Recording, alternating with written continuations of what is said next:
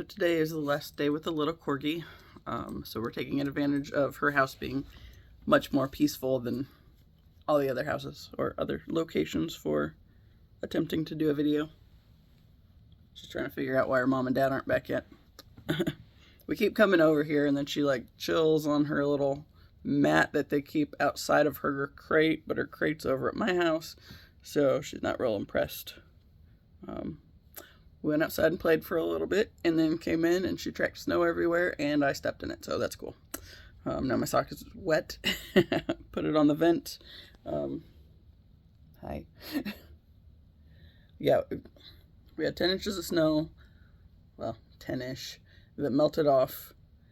And then it rained a bunch. And then I wake up to this shit again. It's like a whole nother, I think, 2 inches. So, yeah. And there's spots where it's just kind of slushed over puddles. So, again, my brother's dogs will want to go for a walk, and we're not doing it today. It's just a hot mess. I had this little thing pop up on my pattern app a few minutes ago, and I don't remember what all it said, but it was talking about the IC, which is something like Imum Coeli. I don't know. But one of the things it said, mine's apparently in Libra, and it said, one of my focuses is learning to balance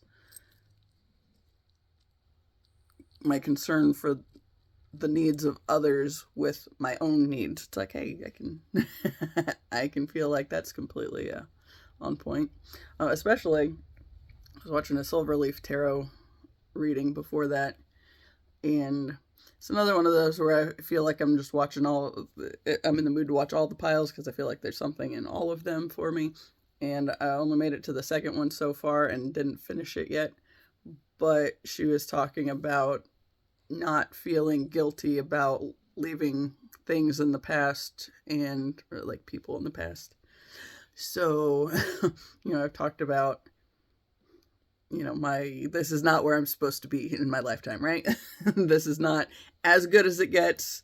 And despite what I was raised, as far as I was raised to always be worried about the family and all that crap, it's like, no, that's not what my life is meant to be. It was kind of, okay, so the other part of us doing the video over here is strongly the point that it is very quiet over here since it's me, Daisy, and 2 cats running around. And they don't, they're in hiding at the moment. Well, I mean, one was in the living room. I don't know where the other one is at. But she'll show up. But I got home last night before I went to bed. I went over to my brother's house to potty their dogs one last time. Well, for the night. And I was back over there at like 3:30 this morning because that's when I got up and ended up feeding my dogs. So I just went over there to potty them so I could buy myself a little more time before I go back over there.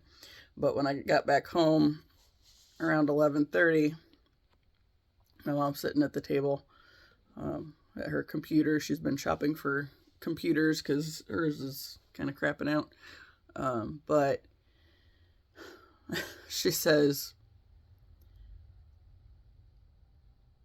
I'll just go over there with you tomorrow so I can pet my grand dogs on the head. It's like, okay. Translation. She does not feel I'm giving the family enough time, so this is an opportunity for her to force me to talk to her. And yeah, good times. I sent my brother a message last night, and he said, I wondered how long it would be before she tried to go over there. And I don't know. It's like she's not really bad about snooping so much that I've noticed, but at the same time, I don't know if, I think a big part of it is just the fact that they're not real open with her right now either. Because she has expressed that point of how much we disappointed her with the deal with my grandfather in the hospital repeatedly, and usually in passive aggressive ways. Like, my brother most often gets the old, well, I'm glad that I had that time with him because that's time I can't get back, or whatever. It's like, yeah. It's like, yep, but not all of us care about that like you do. So, yeah. Can't feel forever bound to the man that essentially made things really difficult for our existences, even though, as I've said many times, yes, he was also a product of his upbringing, and it was a long line of toxic upbringings. You know, that's the way of the world does not, it did not get the way it is right now without generations of fucked up energies and a whole lot of abusive scenarios that people kind of sweep under the rug because they don't see the negative effects of it, because they haven't tried to do the healing work themselves. You know, so my brother and I basically ended up in situations where we had to work on the healing aspect of things. And I think, okay, it's also kind of interesting to me that, so I'm a Cancer and he's a Capricorn, and he's got a bunch of other earth placements, and mine might as well just be water, be Cancer specifically, but some fire as well. But yeah, so it makes sense that since Cancer is ruler of the fourth house, which is home and family, that the things that really have stuck with me most difficultly, I don't know. There's got to be a better word than that, but that's what I got at the moment. So, yeah. It makes sense that that would come through specifically the family, and for me. But my brother, since he's Capricorn, you know, his big trigger came through a work event, but it's still wrapped up very much in this home and family stuff.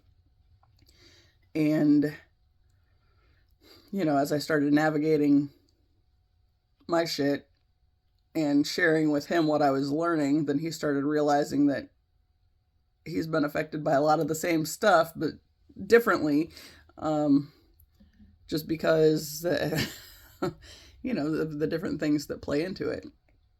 So, yeah. I renamed my channel again. Just went back to the family disappointment one, because it's like I was talking a lot about triggering things, and then I kind of wandered off for a little while. It's like, I should go back. And since yesterday kind of went back this route, I feel like that was the appropriate path, so we're back there. But yeah, you know, I came up with that one because, you know, it was my brother and I was fully embracing being the disappointment for the family, and then my brother kind of was jumping in on it too, because he wasn't prioritizing my grandfather's being in the hospital and all that crap either, because God forbid he have a life outside of my grandfather being in the hospital, right? So, yeah. You know, on that last day that I went, when I forced my mom to sit down with me the way she always did with us. See, anyway, particularly, okay, there was one day that my brother was going to take me back home. I don't remember why I ended up over there without a vehicle, but he was going to, oh, my aunt, yeah. She wanted to go out for breakfast, and, you know, then we did a couple other things, and then ended up over at the hospital that day. This was not the last day. This was like, I don't know when it was. Just a different day. It was a few weeks earlier. But I had driven her around in my mom's car. My mom didn't have a car there because, of course, she was living there. So we were going to leave her car there. I don't know if they were getting ready to send him to the nursing home at that point, or what the deal was, but for whatever reason, my brother was going to take me home. And I got to sneeze. I don't know. All right. Not sure that it passed, but maybe.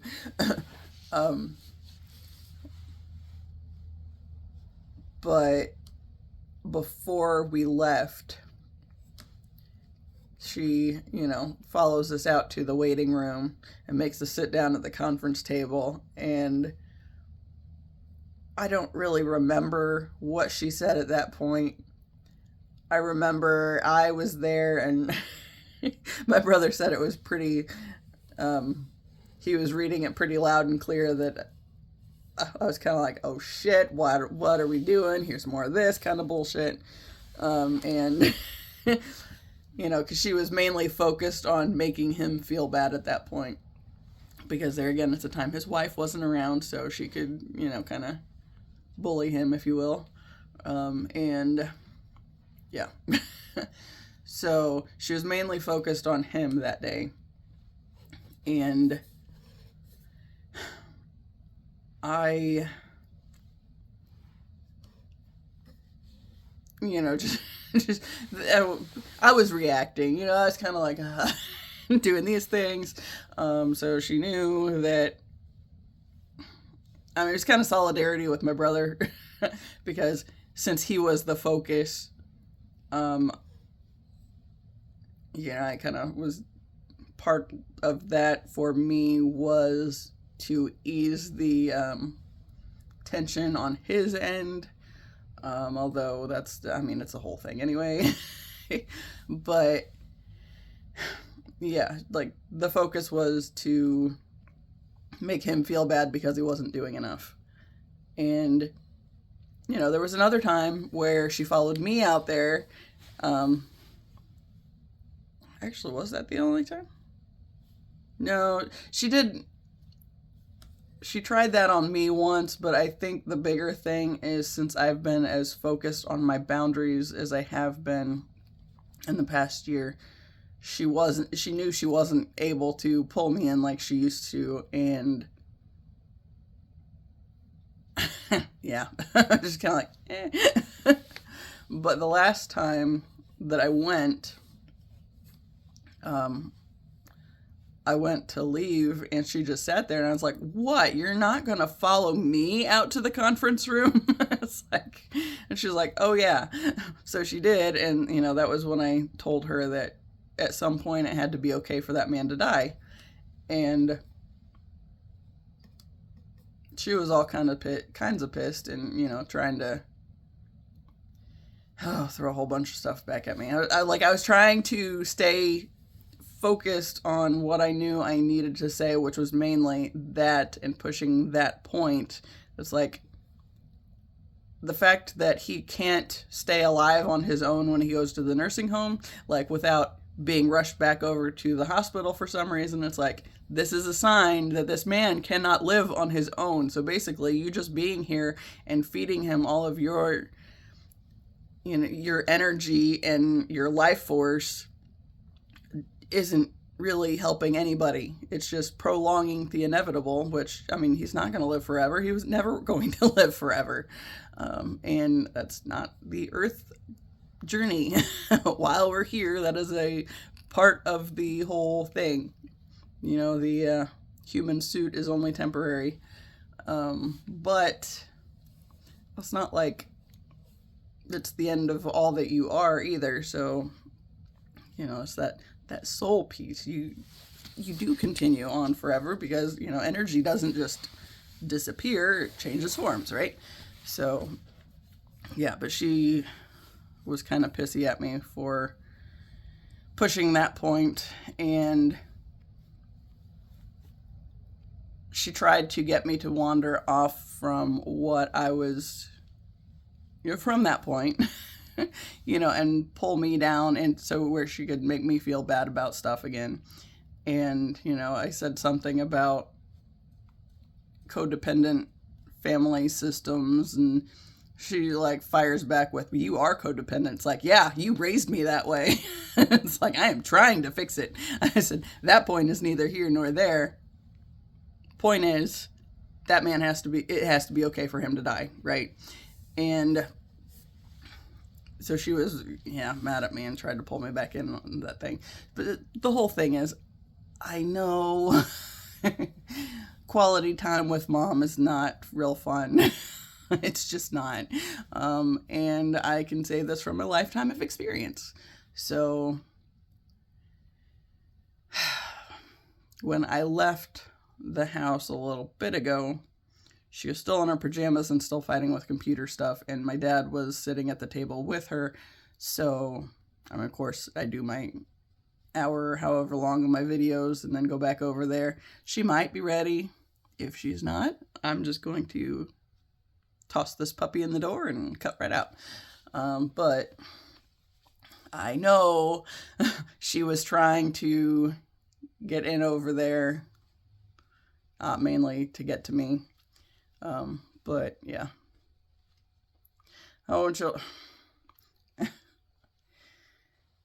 So in her attempt over Christmas to, of course, I talked back then about how I really don't like Christmas because all it is, at least in my personal experience with my family situations,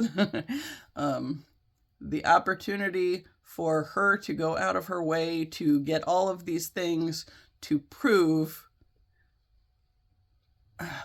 basically that she's worthy of your love or whatever. And, if she gets you something that you like, then she did good and she can pat herself on the back and life is wonderful and blah, blah, blah. If she didn't, then she takes it as a personal, slight, and you are just ungrateful and all this stuff, even though she doesn't ask what you might want. It's strictly how much she can figure it out or can force you to appreciate things that, ultimately she probably knows you're not going to give a shit about. I said the other day that, she got these, sweatsuits for everybody that are supposed to be calming, basically the same concept of a weighted blanket. And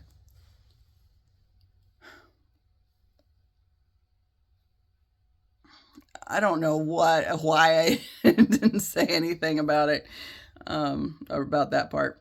My brother and his group were like, no, we're not going to wear these. And so she gave them the money out of them, and she has been trying to return them ever since. And she's not having a whole lot of luck, and the company is very difficult about it. So, yeah. But then I heard her tell my dad that I love mine. It's like, not really. It's like I didn't need another sweatsuit. I have 2 pairs of sweatpants, and that she got me the year before, and yeah, I wear them periodically because I sleep in bike shorts. So when I'm walking around the house and it's chilly in the house, then I'll have sweatpants on or whatever. But it's not because I want to wear a whole lot of sweatpants. It's just, hey, it was cold, and I'm finally at the point. I did get my dresser moved yesterday. So I was going through pajama pants and stuff. It's like, hey, I haven't worn most of these in years. Time for them to go. So I was pulling those kinds of things out. And there too, there's several of them that they were probably Christmas gifts that I wore once or twice, and then they just kind of became something to store. Oh goody, more shit to store. And yeah. But yeah, she told my dad that I loved mine. It's like, just didn't want you to feel bad about everything. I did like the blanket. It's got the skulls and hearts and things on it. And yeah, she got everybody literally the exact same thing. So we got the sweatsuits, the vibration plates. She got my brother and his family one. I mean, to split, obviously. And I think the point was I was supposed to share it with her and my dad and all that stuff. It's like, when she asked if I would use it, it's like, honestly, I said it looks like one of those things that is fun to try once or twice, but then it's just going to become something that gets stored and moved around and just is in the way. He says, no, probably not. And at that time, I was getting ready to take Ziva to the vet, and was like, I would prefer having the money for the appointment, to be honest. And so we did that. She gave me the money out of it, and then kept...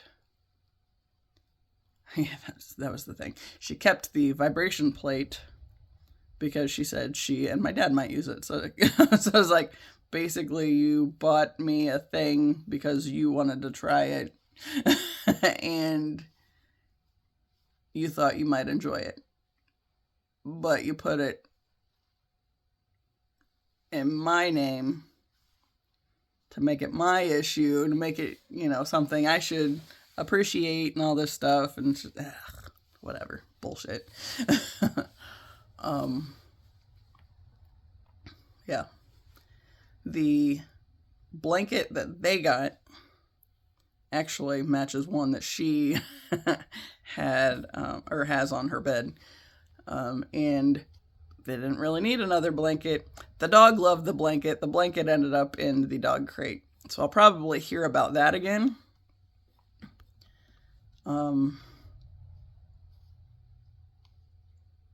Because she made a point of showing me that these are like $90 blankets and they just threw it in the dog crate. Like, you don't ask anybody if it's something that they would want. You just do it, and you're supposed... The point is, you're trying to buy our affection, and knowing that the stuff you get us is probably not going to be yay. So basically it just fulfills that piece of we're ungrateful and we're not, I don't know, we're just awful kids. But that's been the whole thing, is make us feel like we're awful kids, so we're obligated to be around all the time. I mean, well, when we were around, that's when we got the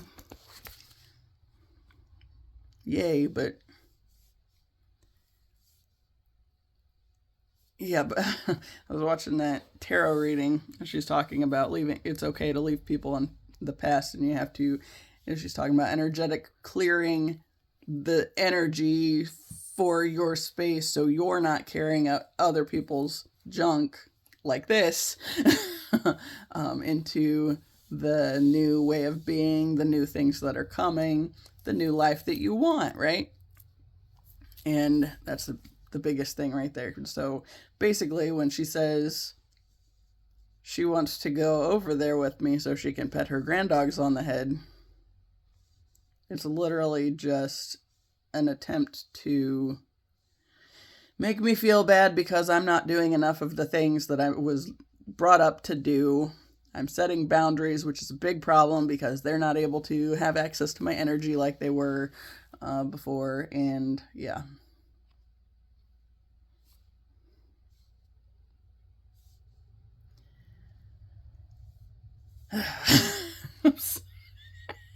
Scared Daisy.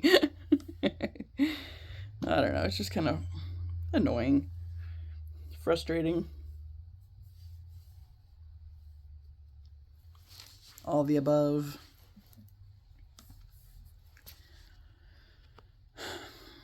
I was thinking this morning. It's another one of those. Once I was up, I couldn't go back to sleep till like after 6. And I was thinking about like this whole, just everything that was going on, has been going on, right? Like, okay, so,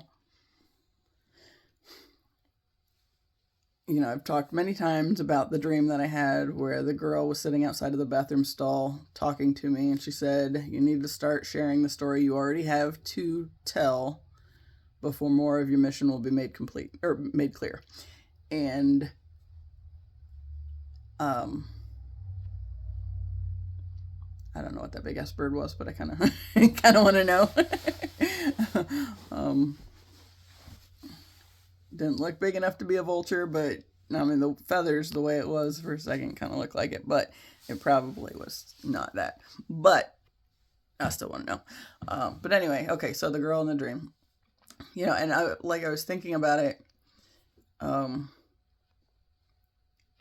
because as I've mentioned on here before, it's like obviously I had to start the YouTube thing, and the biggest point of the channel, especially at the beginning, was the healing process and the fact that it's not pretty, and how many videos have I cried my way through and all that fun stuff.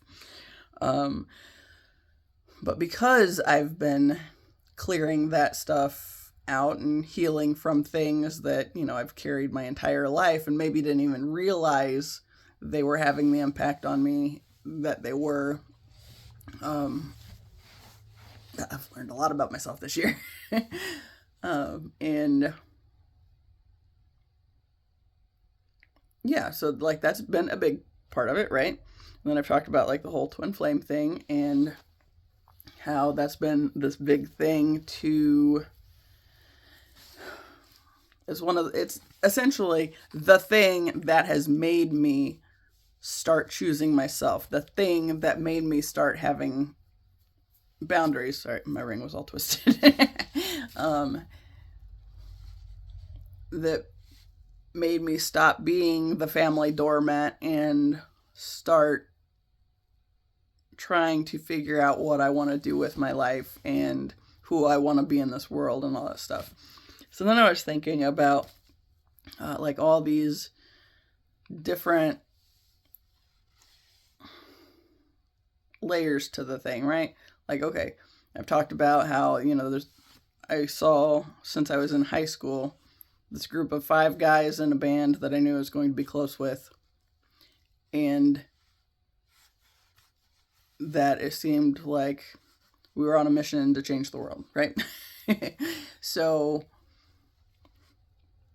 since I haven't met any of them in person yet, it's one of those things. It's literally been with me since high school. I've always kind of seen this group of people that I knew we had some kind of big mission we were here for. And I've talked about how once the twin flame thing came up and things started shifting, I realized that they were basically, it's like the exact 5 combinations of their energy with everything that they've, learned in their own lives and in their careers and everything, like everything that has gone into making them who they are. And then the combination of making the music that, really got my attention was like, yeah.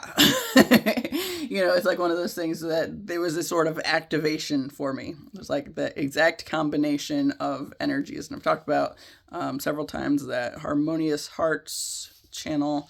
She's talked about the keys and the codes. And it's like basically, it's like when we step into our authenticity and being the most us that we came here to be in this world, and not just conforming to the societal bullshit that we were told we had to, but actually be who we came here to be, that serves as a sort of activation point for the other energies that we encounter along the way, right? So it was that specific group of 5 that started me on this process, but mainly the one twin flame that really got the ball rolling, but also the connections that he has to these other people was what got me starting to figure things out. And before I went to their concert, I started skating a lot. And actually, the other day, I was going back through like emails that I still have, and I was talking about the concert tickets, and like there was a 1, 2, 3 in my for when I bought them. It was like 1:23 in the afternoon, and there was another thing. I don't know if it was on the insurance or whatever, but something else had like 222 on it. So it's like 222 I've seen also as like a companionship kind of a thing, kind of a number. And yeah, 1, 2, 3 is like steps in the progression. So it's like, now that I'm aware of these numbers and they like actually mean something to me, and I just saw 1, 2, 3 up there again, it like makes everything make sense differently than I even realized before, right? So it's kind of an activation point when I didn't even notice it. And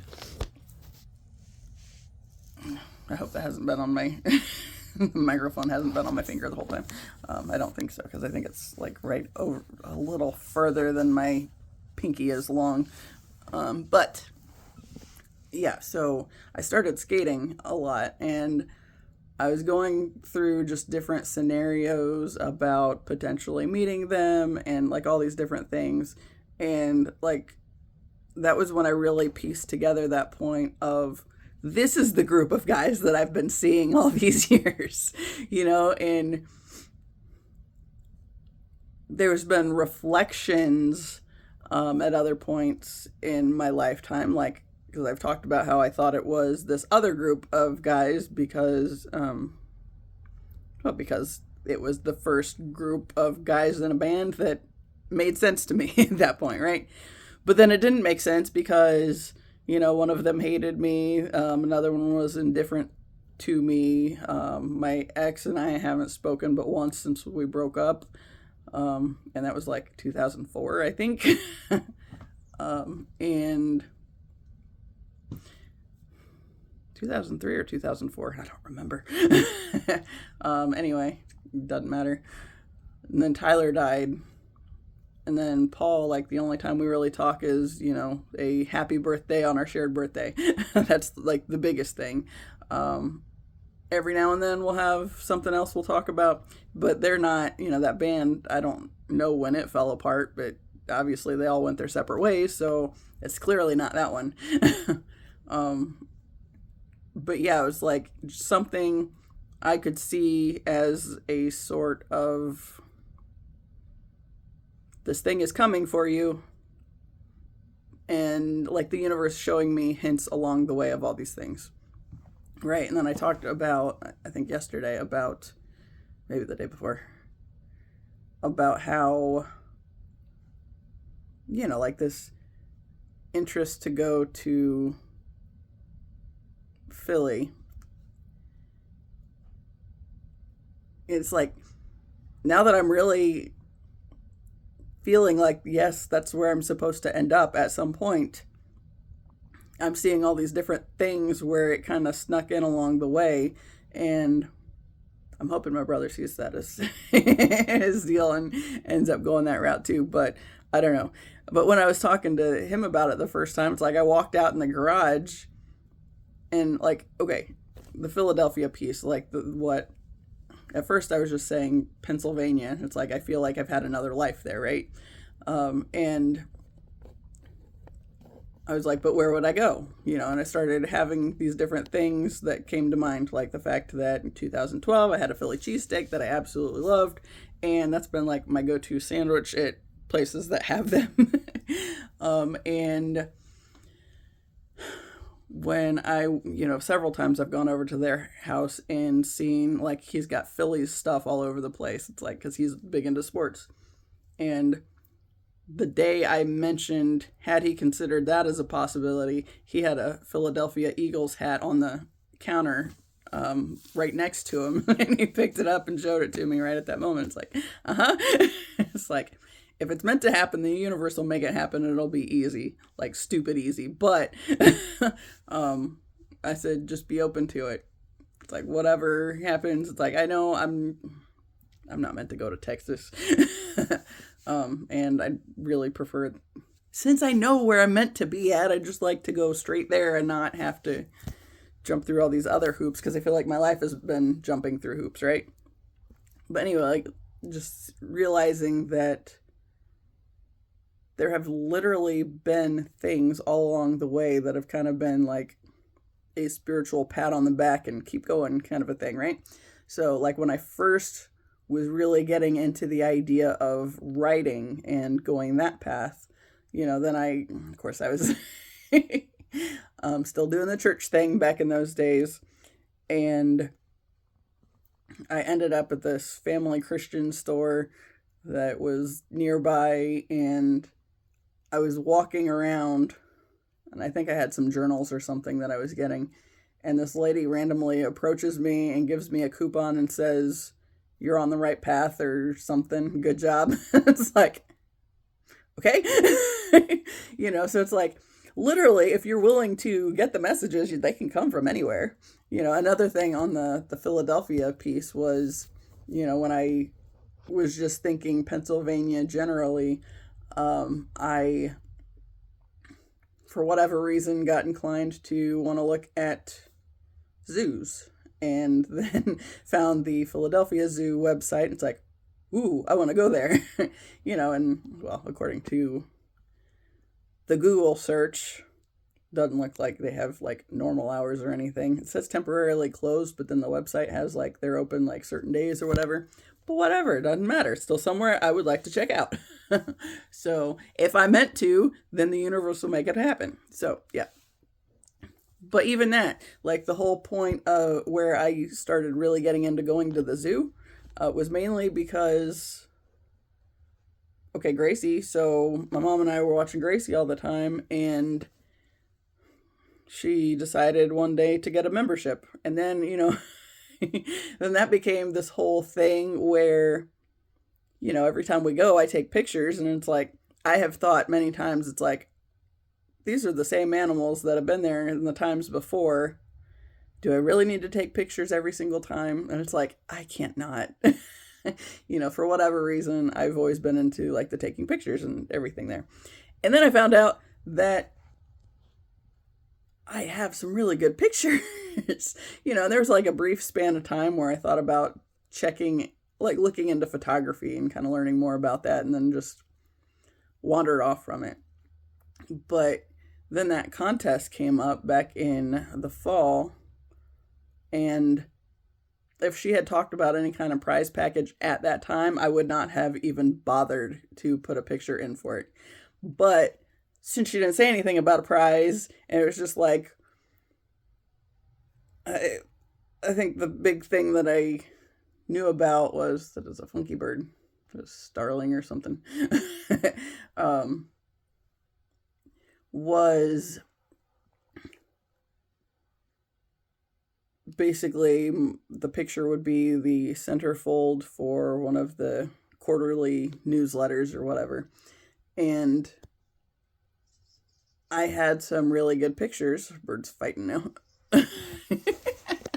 Birds are assholes, man. At least that kind. Anyway, not real pretty either. But, I had pictures that, interestingly, I took the day, okay, it was shortly after this whole twin flame thing came up. And that zoo day, I've talked about how it felt like he was with me the entire day, even though physically he was not there. It's like at this other level, he was completely there with me. And it's like I could feel him there. And it was a really weird experience. But then, you know, it's like one of those days where I just took like a bunch of pictures that were really kind of cool. You know, I had the one, okay, the first one that I really paid attention to was this picture of the tigress that I've shown on here before. And because she was looking directly at me, and it's like, you know, then at one point she was like pacing the glass in front of me, but there were like all these kids between us. And it's like, I feel like that tiger's trying to tell me something.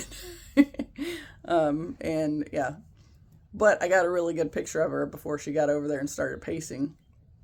And then later I got this really cool picture over by the elephants where it kind of looked like a poster. It's like, it's like, I didn't really expect it was going to be anything spectacular, but then when it's like, there was like this haze over it with just the way the sun was hitting everything. And when I first went to look at it, I was like, that picture probably sucks. But then I looked at it, it's like, that looks like a fucking poster. You know, I was all excited because it just incidentally ended up being a really good picture. You know, and then, so when this contest comes up, it's like, well, I feel like maybe I should share the fact that I had some really awesome pictures that day. And of course, those were my two favorite right there.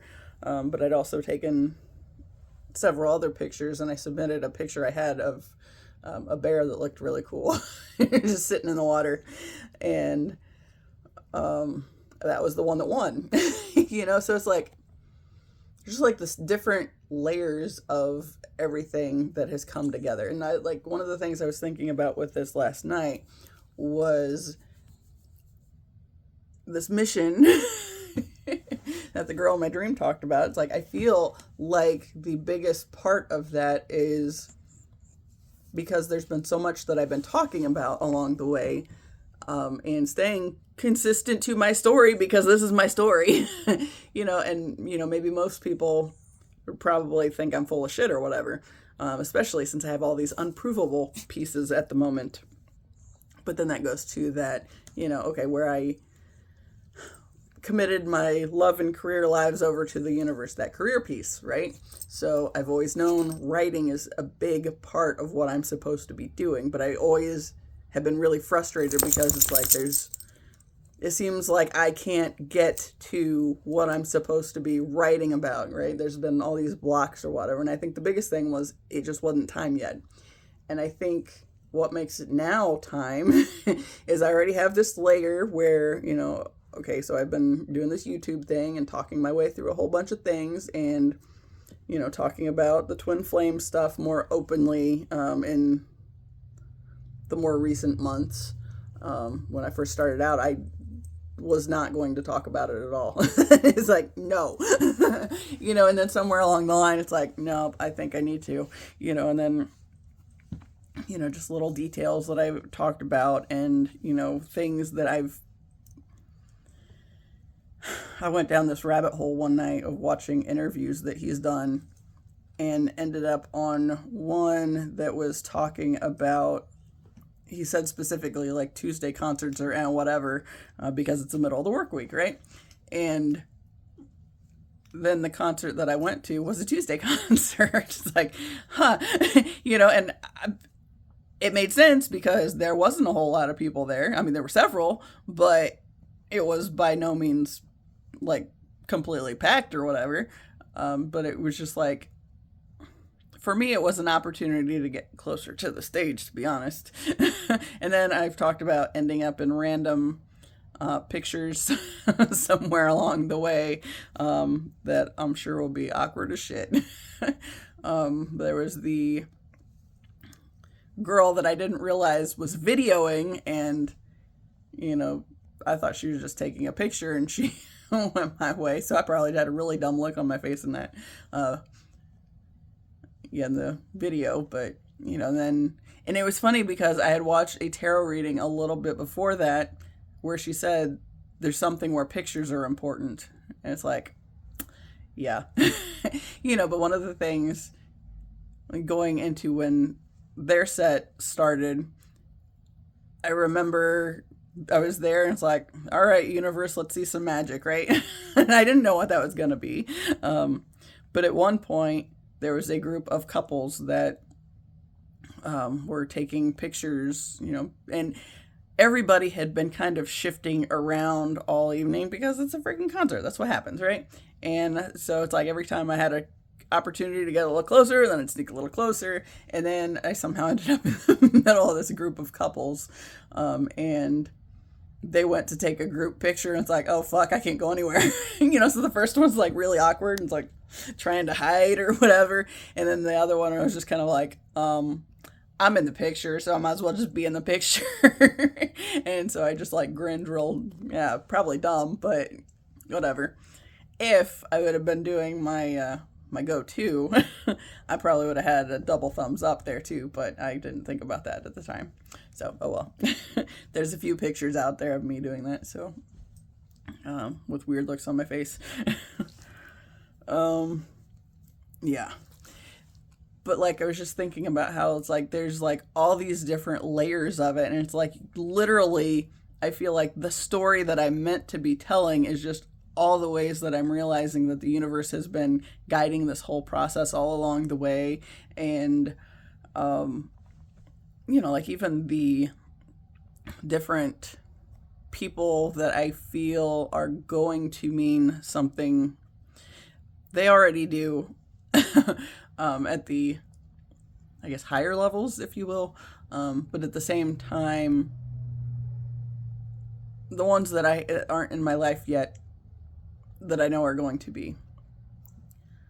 It's like finding these little things along the way where they've kind of triggered something in me, and I realizing that's like this whole keys and codes things. It's like the exact combination of energies of people being authentic to who they are meant to be, is the exact activation thing, right?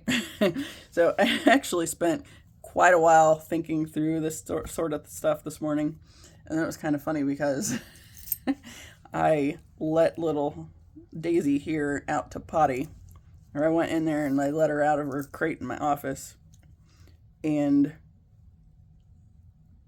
we went outside, or I took her and sent her outside, and my dogs luckily stayed out with her. Normally, they get excited about going outside until they realize I'm not also going outside, and then it's like, well, that sucks. I'm not doing that then. So then they come back, but they're all housebroken, so that's not really a problem. She mostly is, but if she can't figure out how to get the point across that, hey, she's got to go, then she isn't above going into a bedroom and doing something. I think there's a cat in the litter box. Just heard a weird noise. What the hell is happening, man? She's trying to eat my finger. Anyway, but like, while I was standing there, my dad had this like religious bullshit on. I am not above making smart ass comments when I am standing there, but I was listening to this guy talking, and he's talking about avoiding the darkness and all this yay Jesus chase the light kind of bullshit. And I was just like, he's talking about in the end days there's going to be more evil, and we're going to see more evil and all this stuff. It's like the big thing that came to my mind, it's like, what's really, okay, funny, but not funny, haha, per se. I mean, depending on how you think about it, it's like, you get all these Christians out there with this message of Jesus is all you need, and, follow the light, blah, blah, blah, and avoid the darkness at all possible costs. It's like, Jesus didn't avoid the darkness. That whole Jesus went to hell for 3 days bit, yeah, it's like there's so much to this story that it's like they clearly just are missing, right? But as I was listening to this guy and thinking about it, it's like, okay, so the funny, not necessarily funny haha thing. Okay, so there's this whole idea of like this rapture or whatever, and all the Christians are going to be taken away, right? And then there's going to be chaos and destruction left behind. It's like, that's the story I was told anyway. And then, like, I've had this thought here lately a lot. It's like, of course there's going to be chaos for those people that are left behind, because the people that don't get that are so busy relying on somebody else having done the work that they don't do the work themselves to heal, are the very ones that are going to be left behind when the whole ascension thing happens, and it's already in process. So it's like, it's not something you can just oops, didn't mean to get that going. It's like, that's the point of people stepping into their authenticity and being more of who they are, is because that's what activates others to be able to step into their authenticity as well, right? But the chaos for those left behind is because they're going to realize in a very rude awakening that they were wrong, that the shit that they bought into the entire time because they were told they had to do X, Y, and Z to go to heaven, and then they missed the ascension piece because they thought it was something else, and so they tried to bully people the entire time, and in doing so never did their own work, thus the false light bit. Because not that Jesus was the false light, that's not what I'm saying at all. The people who are relying on Jesus to have done the work and never do their own work, that's a false light kind of a thing, because they're telling you about what he did and all this shit, and then not getting the meat of what he was trying to teach. So yeah, that's going to lead to some chaos and whatnot. But, and that whole, I've talked on here before about how Annie mentioned, she's trying to eat her name tag, so I flipped her collar around, and now she can't reach it. And she did not appreciate it at all. But yeah, so I talked about, I've talked about this on here before, different groups that like skulls, right? Or use a lot of skulls and have skulls in their space. Metal music, general occult types, medical, just all the different things where skulls are, just something that people are drawn to, right? And then Annie had mentioned that if you are drawn to skulls, it means you've been a shaman in another lifetime. It's that makes perfect sense. So when I started, when it was after the second serious boyfriend, that breakup, where the one that I thought I was going to marry, and that was all a hot mess and everything, I ended up getting this little ichthus tattoo on the back of my neck. So that's the Jesus fish, and it had Jesus' name in the inside of it.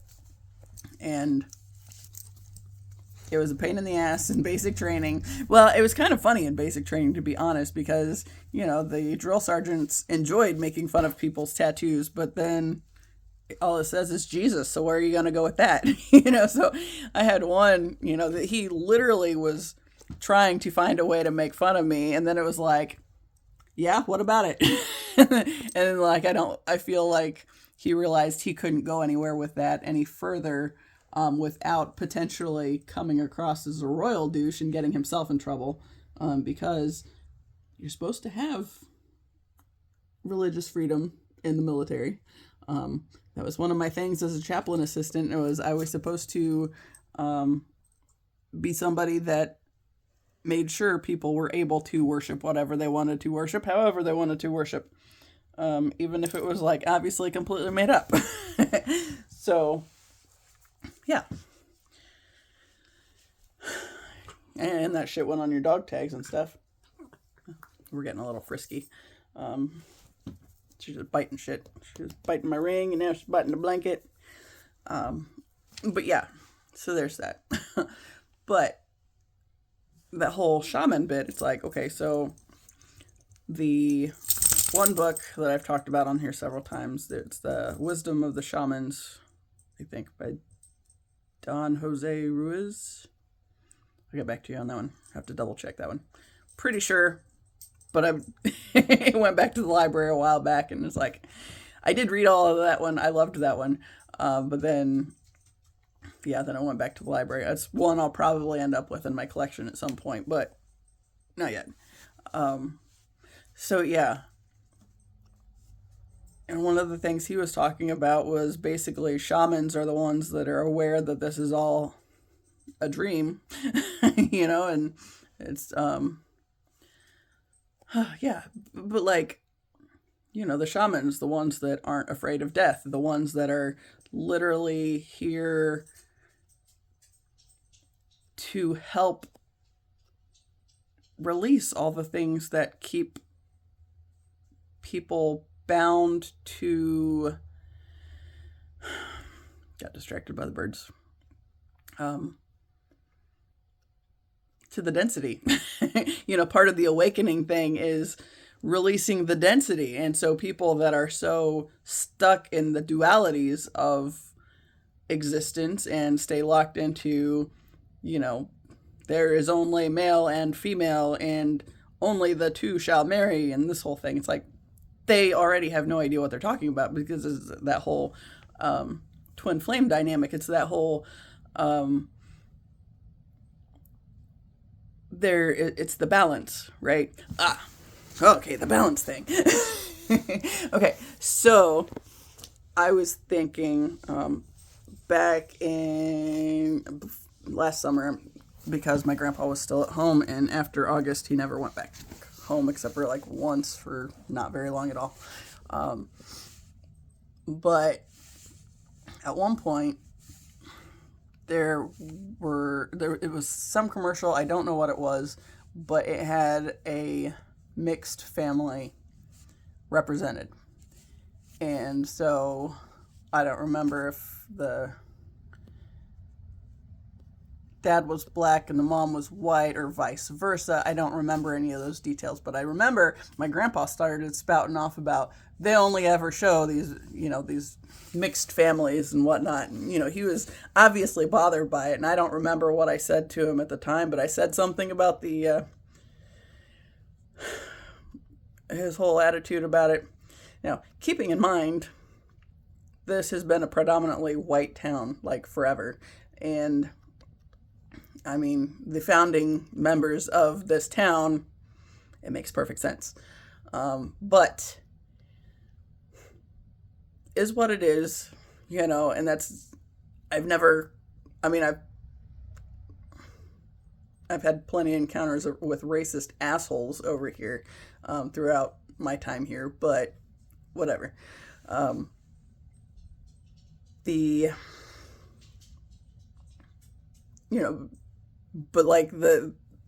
there are specific things that I remember that it's like, okay, I think I was in third grade when we were watching something had to do with the civil rights movement, maybe.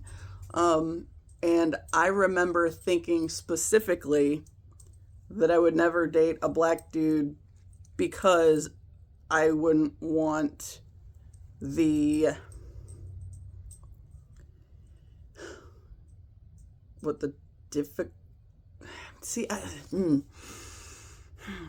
how do you even touch this? I wouldn't want them to face the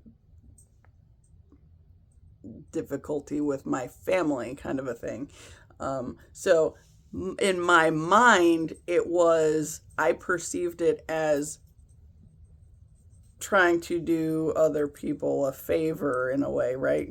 Going back to that, are you tending to your own needs, or are you worried about somebody else's needs that I talked about the pattern bringing up for me today? But yeah, it's like just that whole point. But I was in like third grade, and what I realized now is like, that's literally goes along with that whitewashing history piece, right? With, keep the division good and alive. We're telling this story to keep these things from happening, right? But like, so somebody I played roller derby with, I got a really good picture of her and her husband at the end of the season party the first year, and she was pregnant. and she was white and he was black. And, and one of the things that has really set in with me recently is like, when I was younger, I had this idea of, it was a problem, right?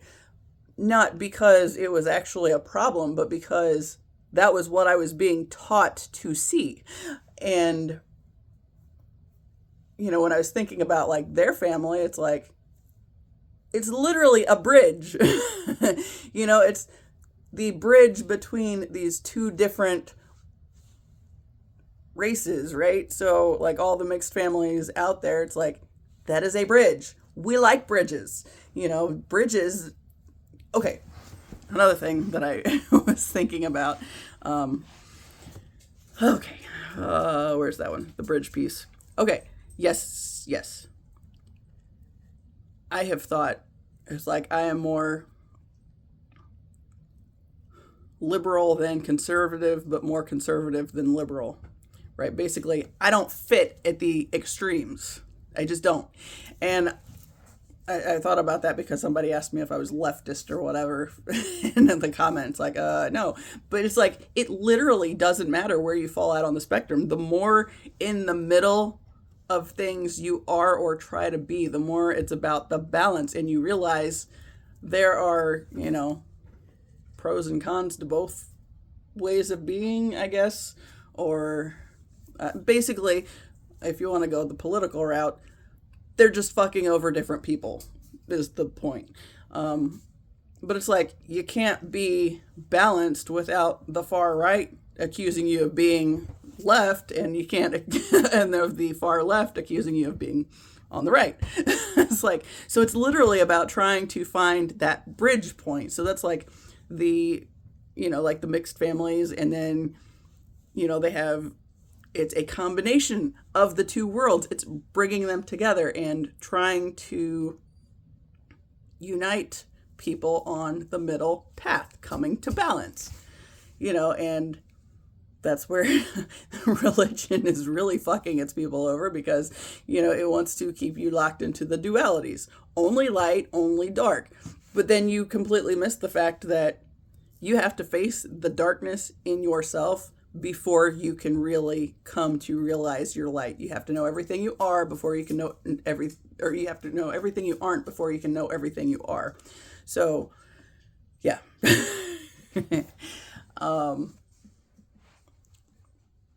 Yeah, and that's one of those things. When I first started talking about some of this stuff in the summer, because I haven't been trying to share my stuff at all. I figure the universe will take it where it's meant to go when it's meant to be there. And that's been my focus. So just do the thing and then let the universe handle it. And there we go. But then I was talking about, going back to that racial point, when I was, story I told. When I think it was, so my brother and sister-in-law got married in 2006, which was the same year that I graduated from undergrad. So I think it was right in that time frame. I don't know if I had graduated yet or not, but my brother and sister-in-law were in town, and my sister-in-law wanted to take my mom to Costco because she just swore by that store. So me and my mom went with my sister-in-law to Costco. And when we were in line, we were behind these two black women that had probably a 4-year-old little boy in the seat on the cart. And my mom was talking to my sister-in-law, and then, those two ladies were talking and unloading their cart on the belt. And the kid kicks off his flip-flop. And so I picked it up because I didn't want him to leave his shoe behind, right? And me and this kid had a little moment. It was like, okay, so I was just going to put the shoe in the basket next to him so they didn't leave without it. But he holds his foot up for me to put it on his foot. And it's like, you can't not put the shoe on the kid when he's trying to. He's holding it up for me to help him with, right? He knew I picked up his shoe. I was going to help him one way or another. So he gave me his foot, so or held his foot toward me so I could put it on his foot. So I did. And the first thing he said, he got this real thoughtful look on his face. He's like, huh, white people helped. And it was just like like the tension in the air was like, I mean, you could feel it. It was, oh my God, it was intense. It was just like, his mom and her sister or whoever, like they looked up and looked at us, and my mom and my sister-in-law were like, so we were all just kind of like, and I love little kids. They tell it like it is. But it was like noticeably just awkward for everybody else. It's like that was something you could feel, that tension in the air of, oh shit, what's going to happen? And nobody said anything. It was just really awkward and uncomfortable for a minute. But I remember walking out to the car after we were done, and I was thinking about this whole encounter. And my first thought was how sad for them to teach him that, white people won't ever help. But then the next thought was, what kind of world do they have to live in where they feel the need to teach this little boy this to keep him safe? It's like, and I remember like very strongly, he's like, one, I am not okay living in. It's like, that's some bullshit, and nobody should have to feel like that's, like, you have to, that you're not safe in this world because of that whole duality piece. But if you stay locked in the duality, and that's exactly when the thing's the problem, right? And I've I've spent a lot of time thinking about how, I talked about my frustrations with trying to ask my dad for assistance, and just general unease at needing assistance anywhere along the line anyway, which, I mean, that could basically be seen that same point, right? Again,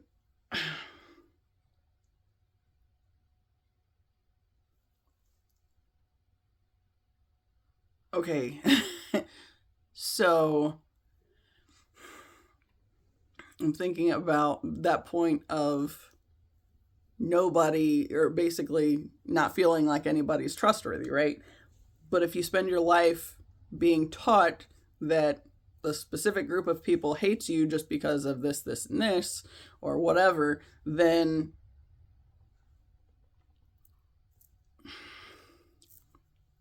how to navigate.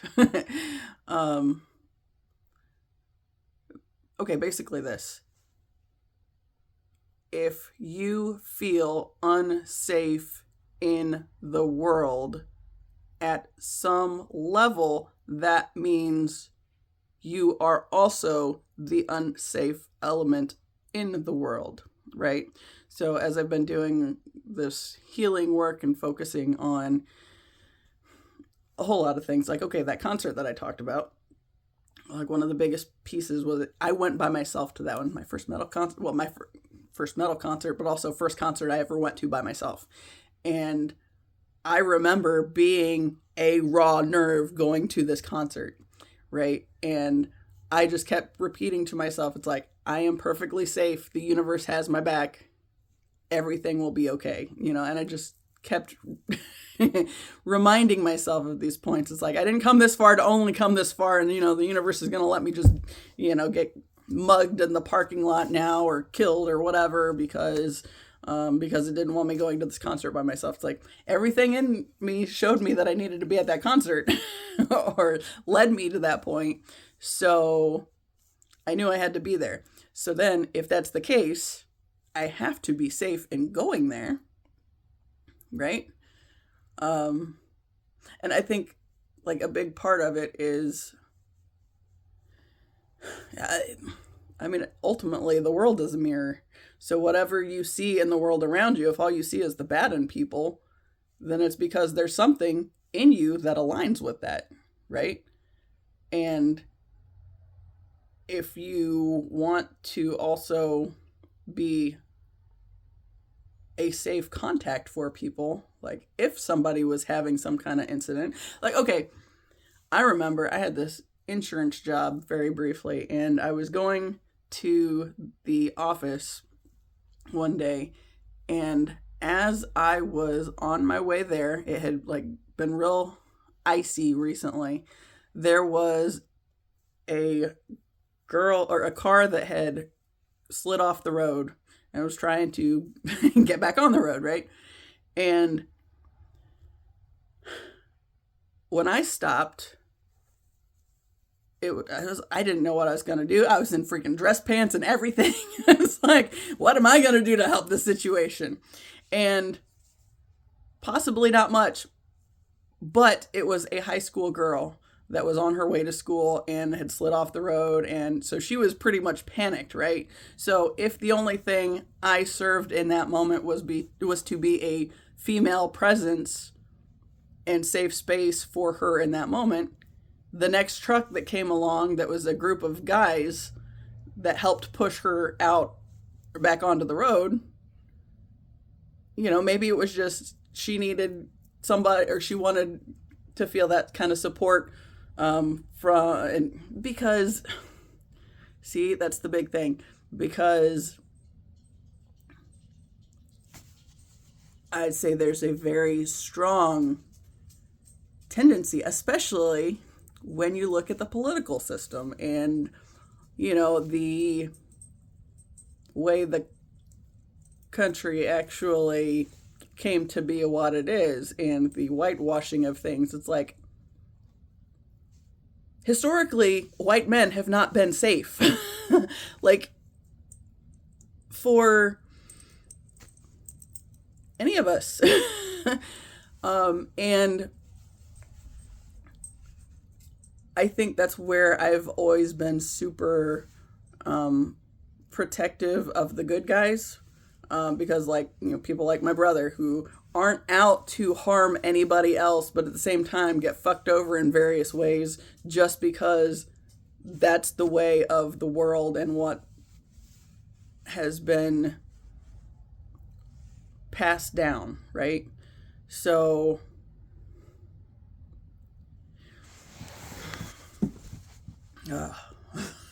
there's like so much to this, and I feel like that's a big part of why I had to start, I had to start doing the thing, had to start finding my voice and speaking to the things that I do feel called to speak about, and like I'm making sense of the stories that I am. Like, one of the big things when I first told that story about the little boy and the flip-flop, the first time I mentioned that in a video, I think it was back in June, I got shat on by a bird. And on the one hand, there is that part of me that, don't eat the box.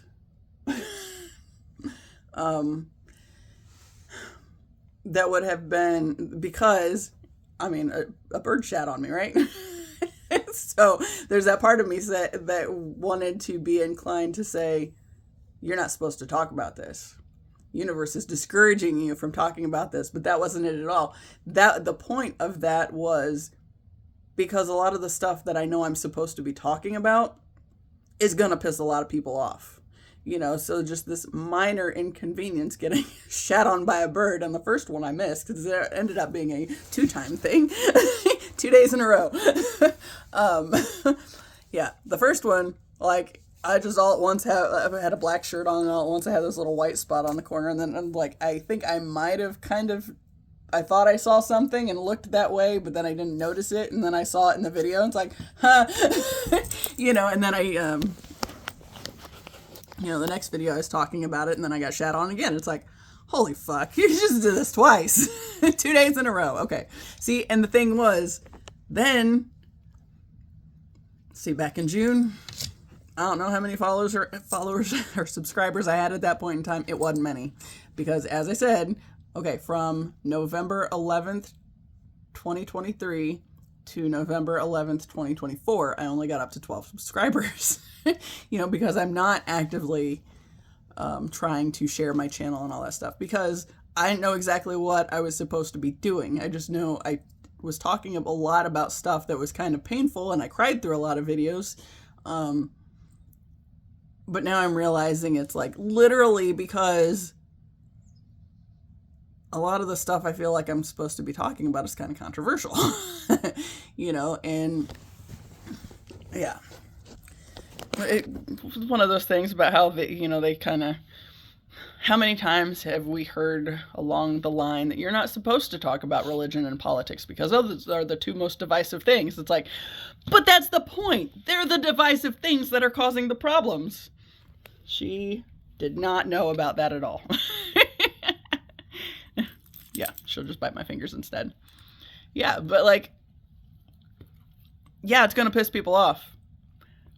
That's kind of what I'm here to do. It always has been. And I think that's part of why I grew up being so afraid of doing that and being so afraid of speaking up in situations where I felt like I needed to speak up and, sometimes couldn't. But that's exactly the point, because it's going to be some hard conversations. It's going to piss a lot of people off. But at some point, it's also still needed. And that's the bigger point. You want to get to a world where people, it's not normal to have to teach everybody that they have to act a certain way around a certain group of people to be safe. You're going to piss off all those people that aren't actually safe, right? So, yeah, but it's and the point of the not being safe piece,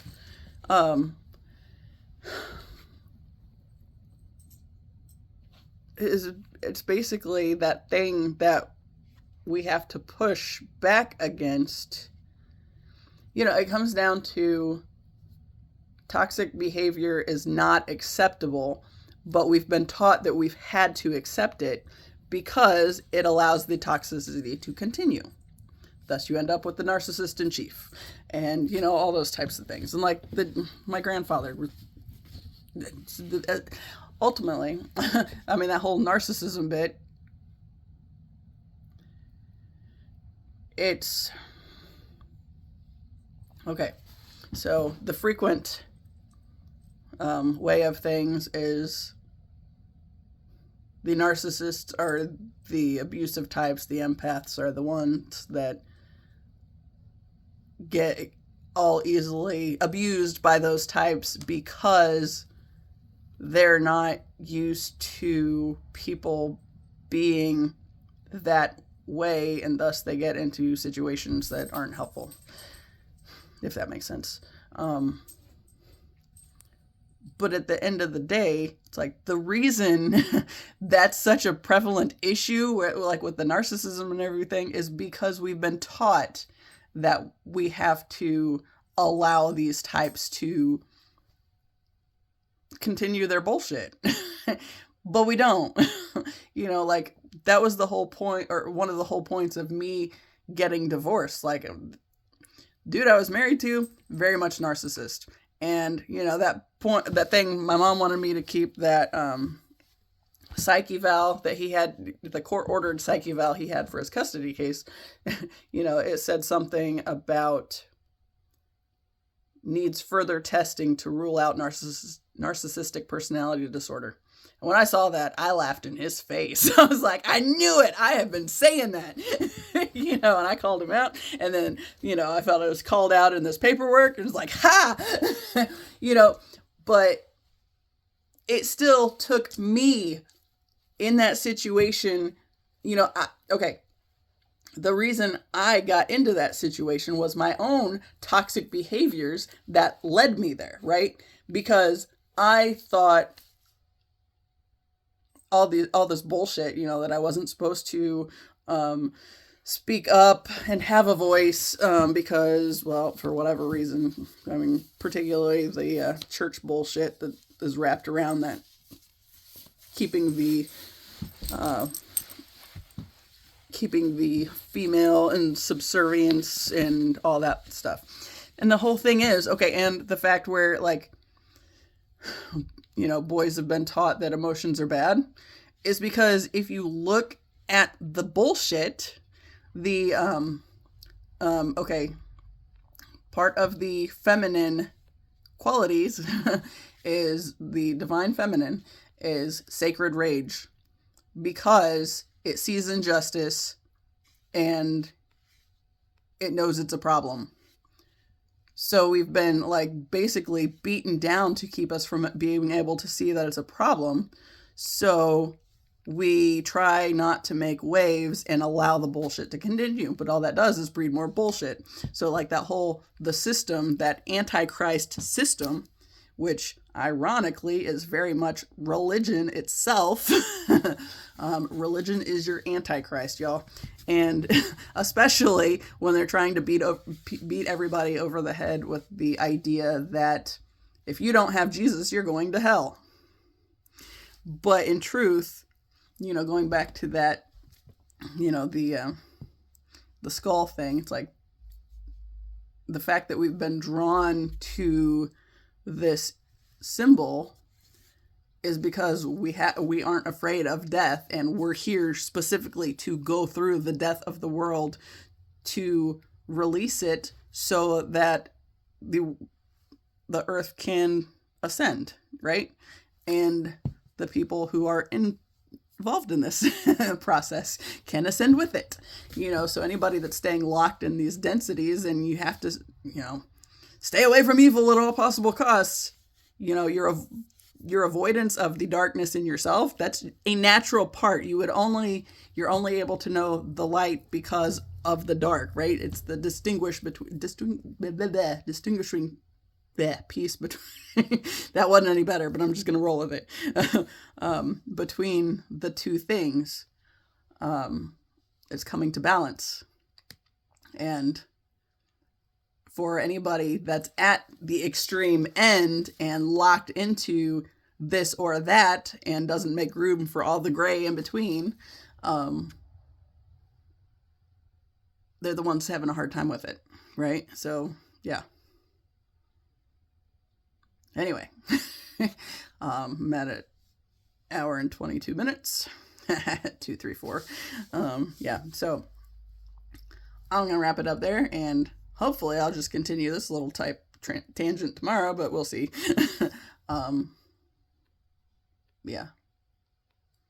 The big thing was I spent time with this morning, and then was reminding myself of those details that I'm supposed to remember, like being stronger and courageous than I even ever would have given myself credit for. And I can do the scary things in spite of the scary things, right?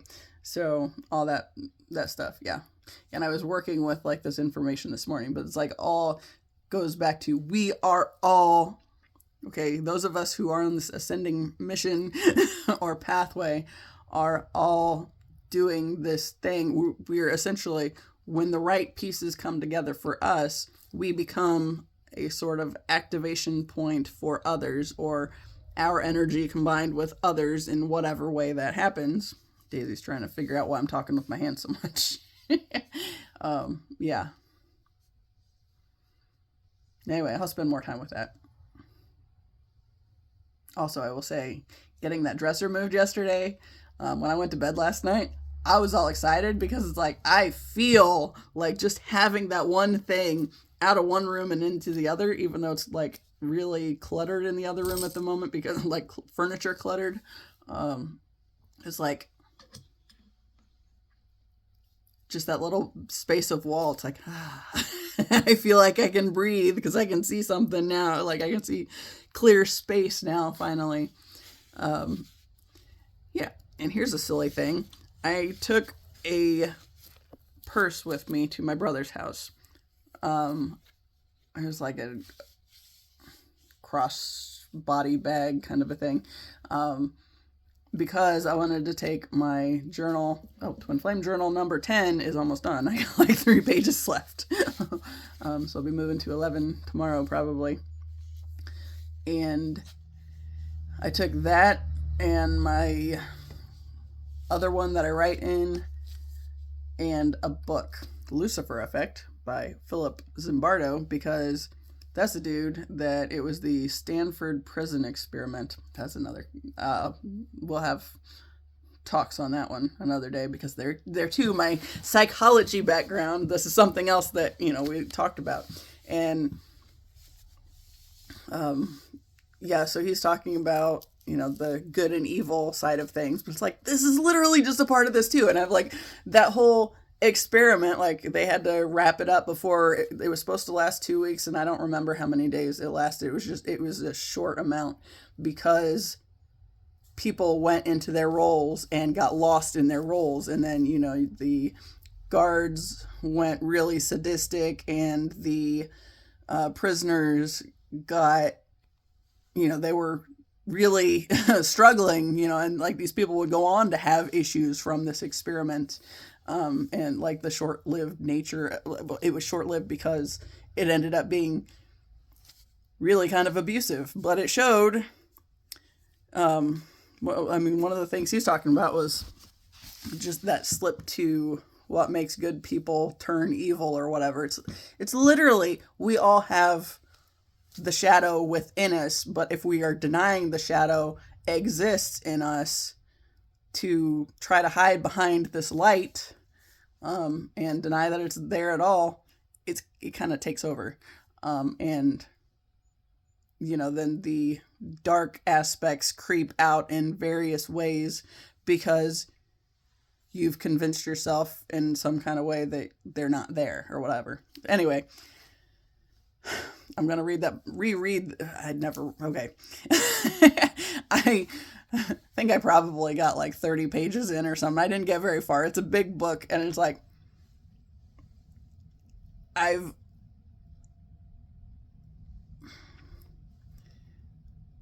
think one of the things is I've like took so many notes. Like I have all these little flag Post-its on it because it's like there's so much here, I need to get back to this. It's like there's a lot of meat in this book, right? And it goes exactly to all the stuff that I've been talking about here, and that I will continue to talk about because it is extremely relevant. But that goes back to that point of I've had to have the right bits of information myself to be able to put it out there and really understand it. It's like that whole understanding piece. Because I wanted to understand it, it's like you gotta dive into it pretty deep to be able to get to the point where you can understand what it is that's happening. So that's the point. And I meant to kind of, I guess, rattle people's demons, if you will. And I've talked about that too, how I felt like my mom and my grandfather, it's like there was a conversation happening between them that wasn't actually happening back when I was 8. And I just remember it was like my grandfather's energy communicating that I was that I was the one that was going to be a problem, or some kind of something on that end. Basically, I think I was hearing the demons, basically, and that too, it goes back to that, just that energetic piece, because they were so bound up in this way of being and this, and this to whatever. I was the one that was going to call attention to why it was a problem. And I'm still planning on doing that shit. I feel like that is kind of the purpose of this channel too. So, anyway, I'm going to call it there, and I'm getting excited again. I have days where I get really excited when I do videos, and this is becoming, or has become, one of them. So, which is good, since I'm potentially going to spend time with my mother here in a few minutes. And that'll, whatever. I'll tell you about it tomorrow, I'm sure. As always, I appreciate you, and until the next time, see ya.